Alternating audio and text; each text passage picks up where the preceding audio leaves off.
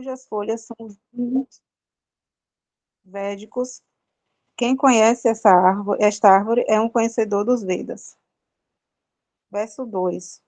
Os galhos desta árvore se estendem para baixo e para cima, nutridos pelos três modos da natureza material.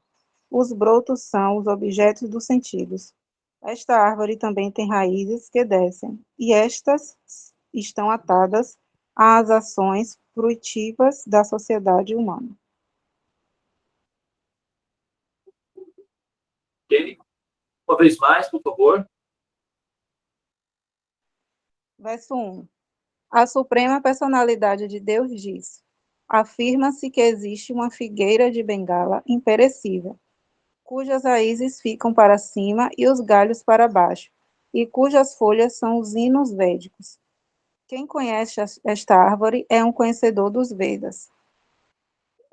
Verso 2. Os galhos se estendem para baixo e para cima, nutridos pelos três modos da natureza material. Os brotos são os objetos dos sentidos. Esta árvore também tem raízes que descem, e estas estão atadas às ações frutivas da sociedade humana.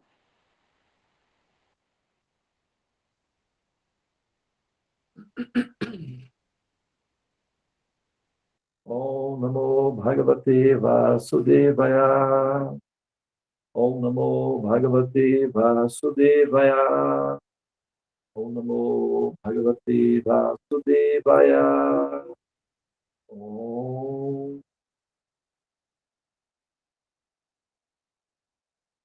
Muito bem. Olha só. Quem já viu uma árvore assim? Quem já viu uma árvore assim?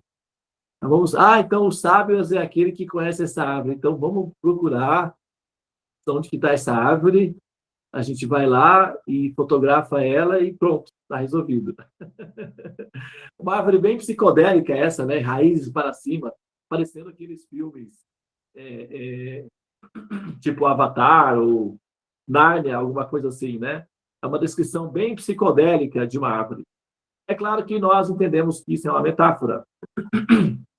Então, os conhecimentos são muito dados por analogias, né? Ou por metáforas. Então, essa é uma delas, é uma analogia que está sendo feita, né?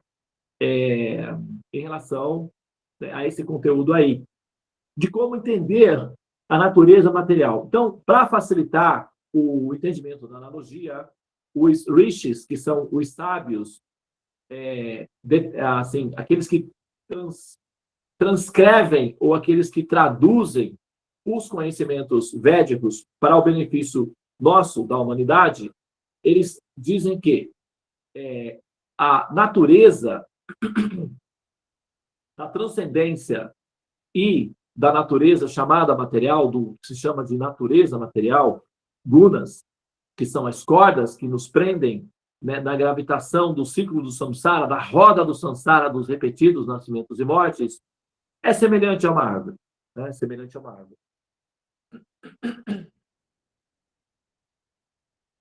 Essa árvore, ela está na beira de um rio. Ok? Essa árvore está à beira de um rio. Esse rio, ele é cristalino, imóvel, ele é praticamente um espelho. E devido à escuridão do mundo material, do chamado mundo material, essa forma é refletida no espelho da água. Então, porque essa forma é incrível, por incrível que pareça, essa forma ela é melhor visível com o brilho da lua, com o brilho da noite. Ela se mostra bem visível com o brilho da noite. O universo é muito mais escuro do que luz. O universo 95% do universo é escuro, energia escura, matéria escura, tudo escuro. Se reunir todas as estrelas, supernovas, enfim, luz produzidas no universo em um único ponto vai dar apenas de 3 a 5% do universo. É o que são os cálculos atuais, novamente, nos tempos modernos. E isso diz que é tudo muito escuro. Então, o ambiente é escuro, a árvore está ao lado de um rio.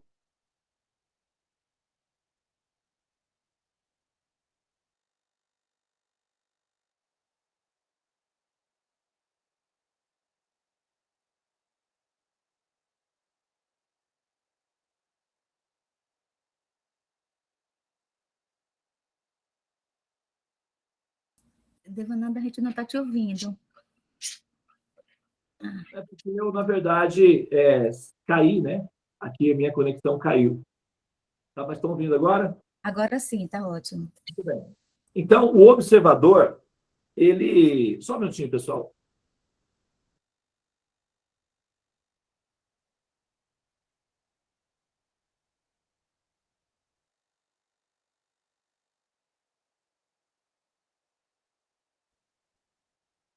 Bom, então, prosseguindo, o observador, ele, estando iludido, em estado de ilusão, condicionamento, ele vai olhar para o brilho da árvore e vai enxergar a árvore nessa posição. Ao contrário. Então, assim é descrito aquele que não possui conhecimento verdadeiro, ou conhecimento superior. Aquele que não tem conhecimento superior não conseguirá enxergar a árvore real. Ele conseguirá enxergar apenas o reflexo do brilho na água. Essa é também uma... quem tentou explicar isso com outro tipo de analogia foi o pensador, né, o filósofo grego Platão, na alegoria do mito da caverna, em que os seres têm apenas a dimensão da escuridão e das sombras, e eventualmente elas são trazidas para a luz. Então, esse exemplo que é dado por Krishna reflete essa condição em que a alma condicionada, o observador iludido pelo brilho produzido, vai afirmar que isso é real, quando, na verdade, ele está vendo um reflexo pervertido, ou seja, invertido do valor real. Então, ele é convidado, esse observador, ele é convidado a voltar-se. Só um momento, pessoal.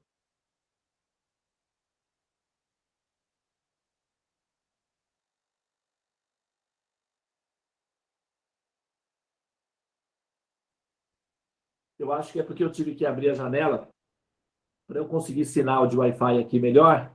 Então, estou tendo aqui essa dificuldade. Mas vamos lá. Vamos lá, porque eu ainda tenho 4 minutinhos aí. O observador, aquele que está olhando para esse reflexo invertido da realidade, ele é convidado a voltar-se para cima, a olhar para cima, assim. Ele é convidado, olhe. Então, os habitantes da escuridão, os reféns de um cativeiro, por tempo prolongado, eles acabam se adaptando ao cativeiro ou adaptando-se à escuridão.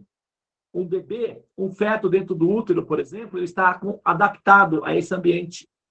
E ele não está pensando em nada fora dele, apenas dentro dele, que é uma adaptação ao ambiente. Então, a alma condicionada, ela se adapta a ver de forma descendente. Se vocês observarem, devido ao fator gravidade, os objetos tendem a descer. Por exemplo, a chuva desce, a maçã cai, enfim, os objetos decaem. Então, a nossa mente, a mente acostumada a interagir com o fluxo biológico e acostumada ou domesticada ao fluxo biológico de observação, vai fazer qual movimento? Olhar para baixo. Então, ela terá a tendência de olhar para baixo. E olhando para baixo, ela vê apenas o reflexo da realidade. Então, os sábios têm essa missão. Olhe a existência para além do reflexo. Ah, poxa vida, mas ninguém me falou disso antes. Pois é, mas estamos falando agora. Então, não, logo, logo eu volto a olhar para isso. Agora eu estou muito ocupada porque tal, aquilo e tal. Já já eu retorno. Essa é uma grande dificuldade da alma condicionada, porque ela relativiza a realidade em função do condicionamento ao cativeiro onde ela está. Então, a tendência dela é sempre voltar à ignorância, é voltar ao cativeiro, é sentir saudades da escuridão, é lutar para permanecer na prisão. E essa é uma situação muito real. É uma pandemia que assola a esmagadora maioria das almas acostumadas ao cativeiro das sombras, que é o chamado mundo material. Então, acontece que elas têm dificuldades de permanecer lúcidas, olhando para a forma real. Para conseguir manter-se estável, olhando para a forma real, elas precisariam superar a letargia.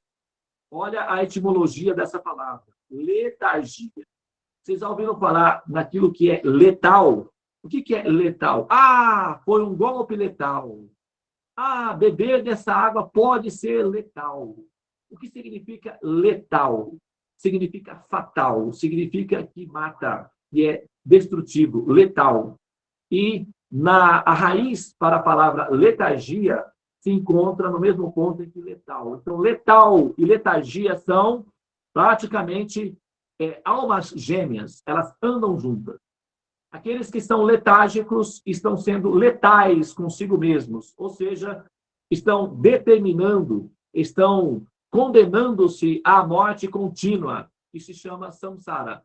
Então, ser letárgico é ser letal consigo mesmo, é ser cruel consigo própria, é ser o matador da alma, é isso, é ser perigoso para si mesmo, gente.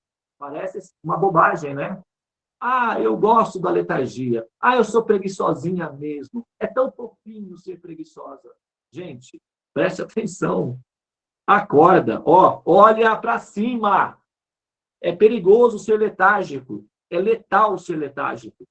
A pessoa tem que morrer, renascer para depois morrer. Isso não é legal. Isso não é fofinho. Isso não é engraçadinho. Isso não é bonitinho. Isso não é charmoso. Isso não é elegante. Isso é perigoso. Isso mata.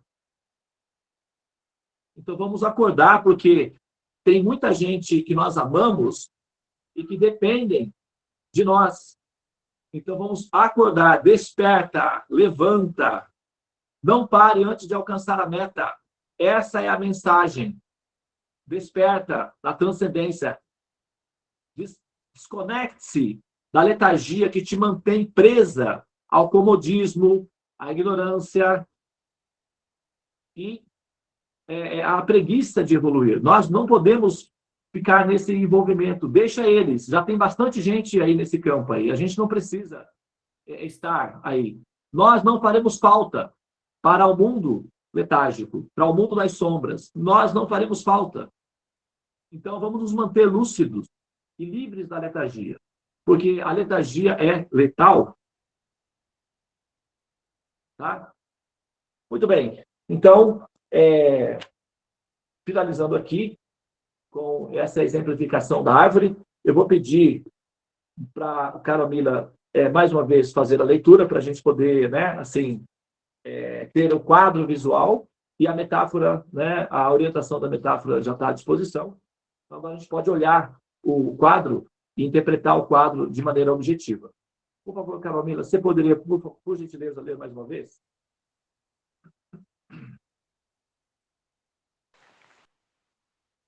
Leu de novo? Isso. Tá, só o segundo.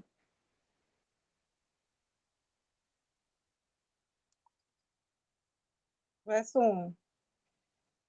A Suprema Personalidade de Deus disse: afirma-se que existe uma figueira de bengala imperecível, cujas raízes para cima e os galhos para baixo, e cujas folhas são os hinos velhos. Quem conhece essa árvore é um conhecedor dos Vedas. Os galhos, verso 2, os galhos desta árvore se estendem para baixo e para cima, nutridos pelos três... Espera aí que ele está pegando o celular aqui. pelos três modos da natureza material. Os brotos são os objetos dos sentidos. Transmite. Esta árvore também tem raízes que descem e estão atadas às ações frutivas da sociedade humana. Muito bem. Obrigado pelo seu esforço aí, tá? E pela participação do Dimitri também nos Gotas Védicas aí. Firme e forte, já começando desde pequenininho, né? Porque é de pequenininho que se torce o pepino, então acorda, desperta, vamos cantar Hare Krishna. Muito bem, então agora nós vamos